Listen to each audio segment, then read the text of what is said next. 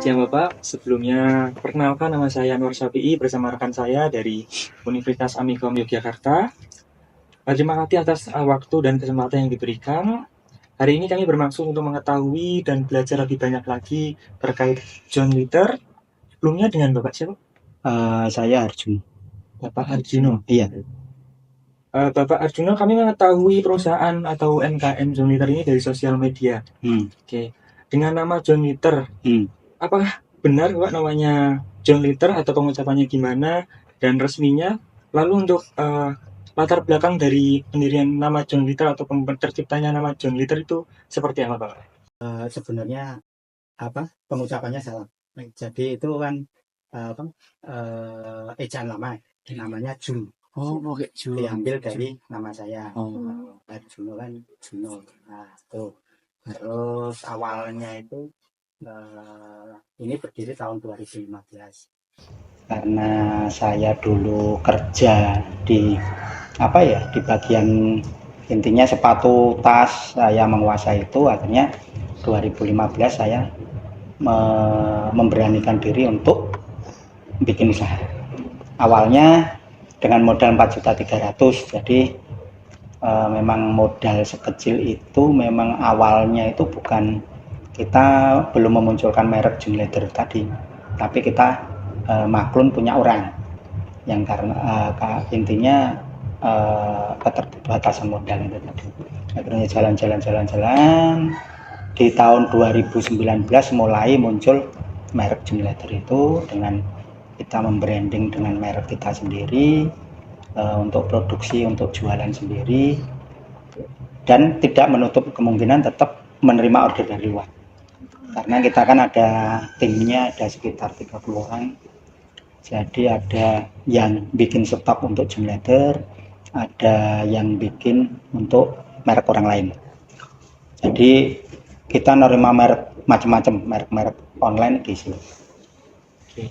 Untuk produk nih Pak, apa saja yang dihasilkan dari John Litter ini dan bestseller dari John Litter ini Pak? Nah, John Litter memang bestsellernya tas kulit dengan kombinasi. Terus kalau produknya memang dompet, tas, sabuk kulit, sama sepatu tapi produksinya nggak di sini, produksinya di luar, karena mereka tidak mau untuk bergabung di sini. Kalau dari John Litter ini kan sudah bisa dikatakan perusahaan Pak. Nah, setiap perusahaan pasti ada visi dan misi. Dari John Litter sendiri itu bagaimana Pak? Visi dan misi perusahaannya? Visinya ya intinya tetap memajukan perindustrian kulit, karena memang kulit tas atau produk dengan berbahan baku kulit ini kan intinya masih masih kedepannya masih ada masa depan cerah ini. Terus untuk misinya ya, saya pengen orang-orang sekitar saya itu bisa kerja di tempat saya, bisa menambah pendapatan mereka. Itu intinya seperti itu. Jadi ini kan intinya yang kerja kan cuma sekitar rumah. Berarti warga lokal. Warga lokal. Jadi paling jauh nggak sampai jauh banget, cuma di daerah sini. Kalau untuk pengambilan bahan, ambil dari Indonesia atau ada yang impor Bapak? Kalau pengambilan bahan, kalau kulit dari Indonesia, terutama yang terbanyak itu kan Magetan. Kalau boleh tahu itu pakai kulit apa Bapak rata-rata? Saya pakai kulit sapi. Pakai kulit sapi. Kulit sapi yang sudah diolah. Iya, sudah dengan warna-warna sama. Jadi kalau untuk bahan impor paling yang aksesoris. Untuk aksesoris memakai bahan impor. Karena di Indonesia kan belum ada. Iya. Belum ada produsennya. Tapi kalau untuk tas seperti yang di belakang ini Pak, di atas itu seperti kayak kulit ular atau apa gitu? Jadi macam-macam sih, kita tetap apapun kulitnya, selama itu bukan kulit babi sama kulit anjing, kita tetap jalan. Karena kemarin kan memang diterapkan ada sertifikasi halal. Iya.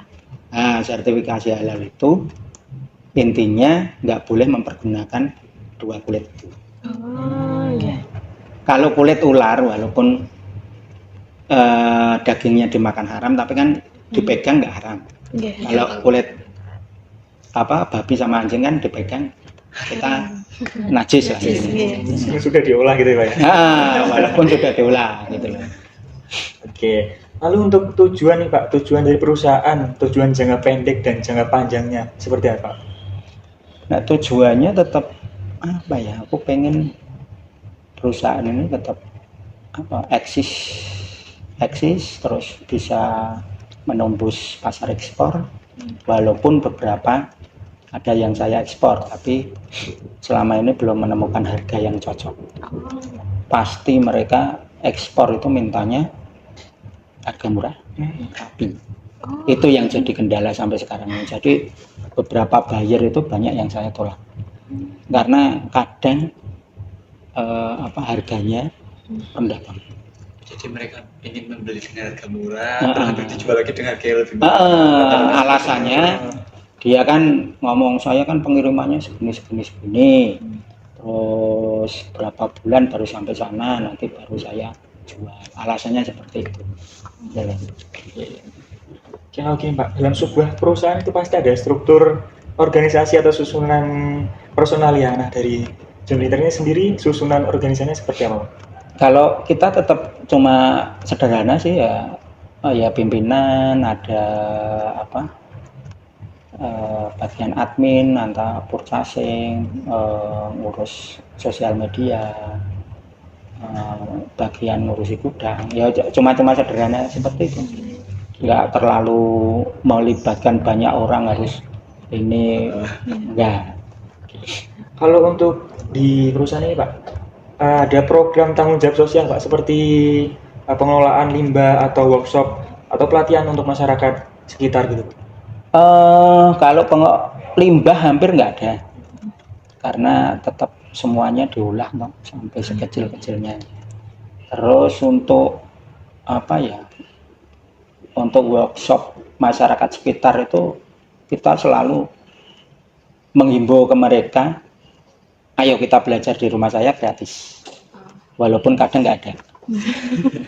Dari masyarakat sekitar dan tawari tapi nggak ada. Karena saya nggak tahu, jadi sering saya ngomong sama remaja, sama pemudanya, nek mau belajar silakan, tapi nggak ada yang datang. Tapi dari perusahaan ini itu menerima kayak siswa PKL atau apa gitu? Ada, dari seluruh Indonesia. Tahun kapan ya, sebelum COVID itu ada yang dari Goa, Sulawesi. Terus kalau cuma sini paling ada yang dari Tasikmalaya, ada yang dari Bandung dan lokal sini. Jadi ini aja ada yang dari Bandung belum pulang. Mungkin tanggal 11 dia udah penarikan. Oke. Kalau dari pandangan Bapak sendiri nih Pak, dari perusahaan ini tuh apa sih unggulnya, apa sih kelemahannya, terus peluang dari usaha ini, perusahaan ini, dan ancaman yang ada pada perusahaan ini, itu seperti apa Pak? Keunggulannya bikinan saya tepat waktu, rapi, dengan bahan yang berkualitas tinggi, ada garansi sampai 3 tahun. Terus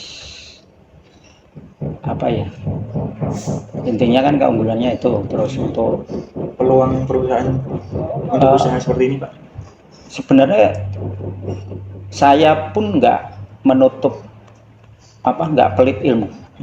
Monggo silakan, mau yang belajar silakan, mau bikin seperti saya ya silakan, karena pedoman saya bikin usaha seperti ini itu sebenarnya nggak mudah, karena walaupun dia punya skill, tapi naik pasarannya nggak kepegang, nggak akan jalan. Itu jadi memang kalau mau bikin usaha kayak gini ya harus ada seperti ada beberapa aspek yang perlu diperhatikan, mungkin jahitannya, kerapiannya. Banyak yang seperti itu. Jadi saya umpamanya ada orang yang keluar terus Pak, saya mau mendirikan sendiri, monggo silahkan. Saya nggak pernah terus menakut-nakuti mereka loh, nak mendirikan sendiri gini. Yes. Enggak, monggo silahkan. Biar merasakan ternyata bikin usaha itu tidak semudah kita membalikkan telapak tangan gitu. Kalau boleh tahu nih, apa namanya Junleader ini udah bermitra sama, apakah sudah bermitra dengan beberapa perusahaan Bapak? Ada mitra perusahaan, kayak saya jadi supplier perusahaan drum band, alat-alat drum band. Jadi saya yang kulit-kulitnya, tali, spray itu dari saya. Kemarin udah disurvei, udah beberapa kali masuk ke sana. Terus kalau korporat banyak yang masuk sini. Kayak perusahaan-perusahaan yang pengen mengadakan pesan seminar itu banyak banget. Untuk ini Pak, kelemahan itu kalau dari perusahaan ini apa yang kurang sih Pak menurut Bapak sendiri gitu? Kalau kurang tetap gini, intinya pemasaran. Jadi pemasaran dengan kapasitas yang besar. Kita memang tidak menutup kemungkinan untuk ke sana, walaupun ini belum tercapai seperti itu. Jadi kayak pas pandemi itu saya kirim ke Korea itu setiap bulan saya kirim dompet itu 6.500 selama pandemi, selama 2 tahun. Jadi yang pengen saya capai itu kelemahannya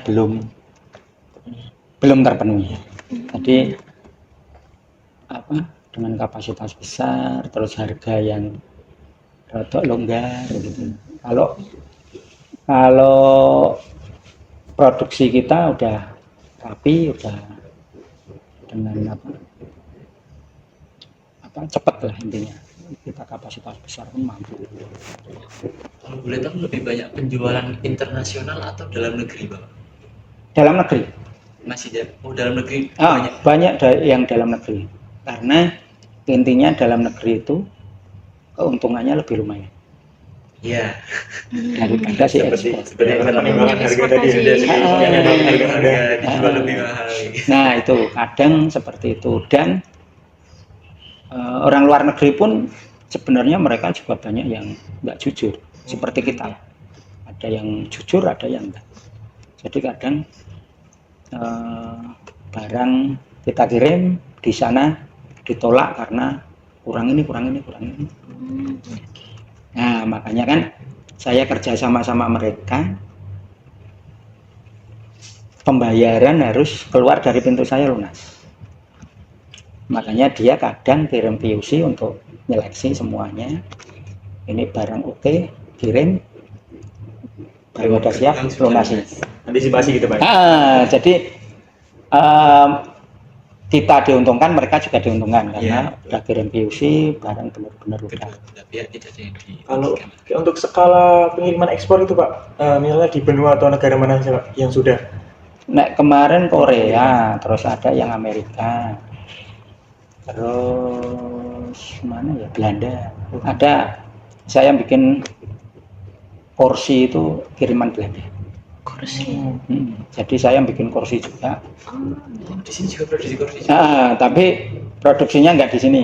Jadi kita siapkan bahan-bahannya, nanti ada orang yang ambil, dia yang bikin, nanti setor udah jadi.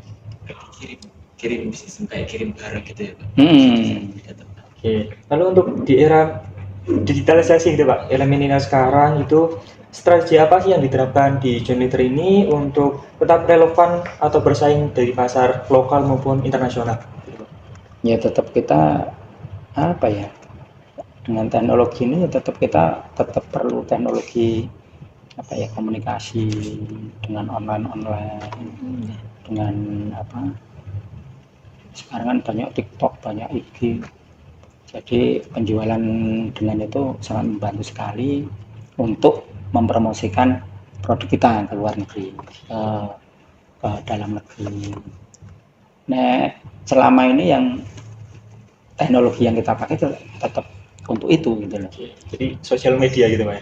Sosial media, tapi untuk produksi ada beberapa memang perlu mesin untuk apa ya, teknologi yang lebih tinggi gitu. Apakah kalau boleh tahu Junliter ini apa udah punya kayak marketplace kayak di Shopee, Tokopedia gitu Bapak? Sudah. Itu milik sendiri, milik Junliter sendiri. Dikelola ya. Dikelola sendiri. Walaupun malah yang pasaran yang offline lebih tinggi daripada online. Jadi memang semua ada rezekinya masing-masing. Iya. Kembali ke situ. Jadi ada orang yang online-nya kenceng, tapi offline-nya nggak ada. Iya. Ada yang seperti saya, offline-nya yang kenceng, pesenannya yang kenceng, tapi online-nya ya ada tapi nggak banyak. Cukup mengikuti saja. Ya semuanya ada keunggulan dan kelemahannya masing-masing. Lalu terkait ancaman ini Pak, dari Junliter sendiri kayak adanya pesaing ataupun ancaman dari kenaikan bahan baku itu seperti apa Pak? Nah itu nggak berpengaruh sih, Nek. Saya memang karena kerajinan ya, karena kita jasa. Jadi untuk pembuatan barang ini nggak bisa, setiap pengrajin nggak bisa sama. Ada yang rapi, ada yang nggak rapi. Biasanya seperti itu. Jadi setiap merek itu punya sentuhannya masing-masing.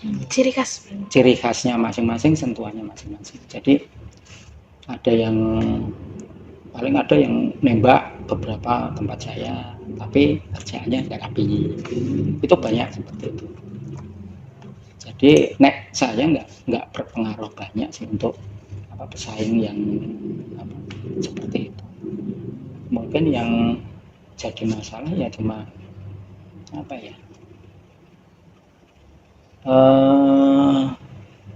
kadang bahan baku, kadang nggak ada. Yang jadi masalah cuma itu sih saya. Kadang kan kayak musimnya seperti ini kan, untuk nyamak kulit kan terlalu lama kadang. Padahal kita butuh kulit nih. Karena masaknya lama kan, itu yang kadang jadi masalah. Kalau untuk menghadapi produk-produk yang seperti kesalahan produksi seperti jahitannya kurang rapi dan lain-lain itu, apa yang dilakukan Junliter dalam produk-produk itu Bapak? Kita diskon. Oh, di diskon.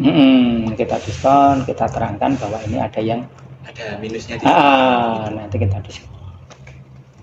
Jadi semuanya tetap laku. Kadang ada yang dari Mringharjo cari yang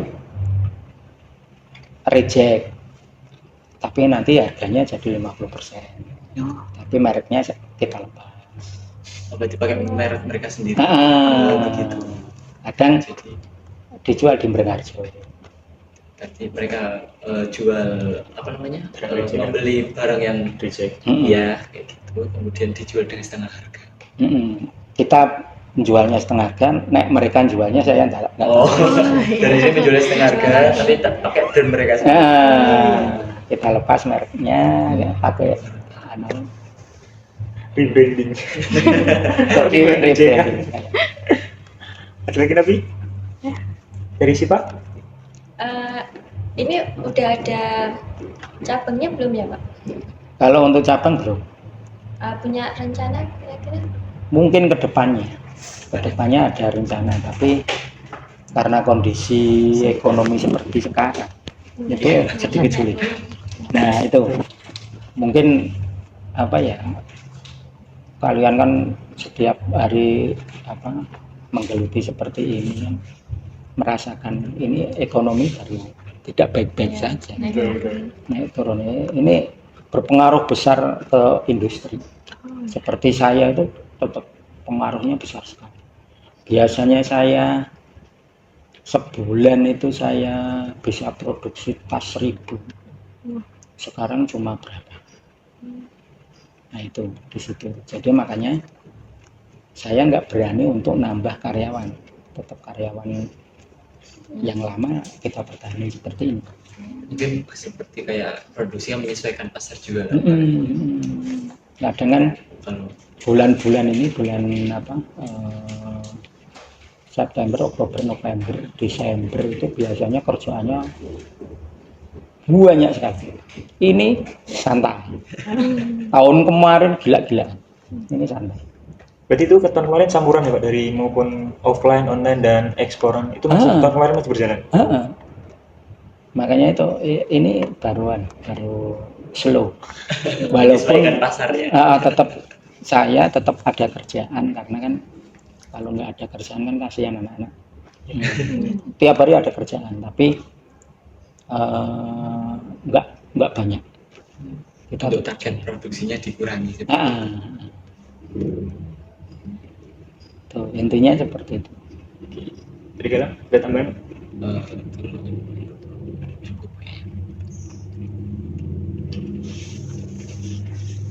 Baik Bapak, terima kasih waktunya sudah mengganggu aktivitas Bapak dari kami berempat. Saya bersama rekan-rekan mengucapkan terima kasih banyak ilmunya, inspirasinya, termotivasi juga. Mengucapkan terima kasih. Semoga kedepannya juga mungkin kita punya ide atau mungkin bisa belajar langsung ke sini belajar kepada Bapak. Kami ucapkan terima kasih. Terus Sukses buat amin. usahanya. Amin. Bisa buka cabang baru. Amin. saya doakan di kota saya juga ada.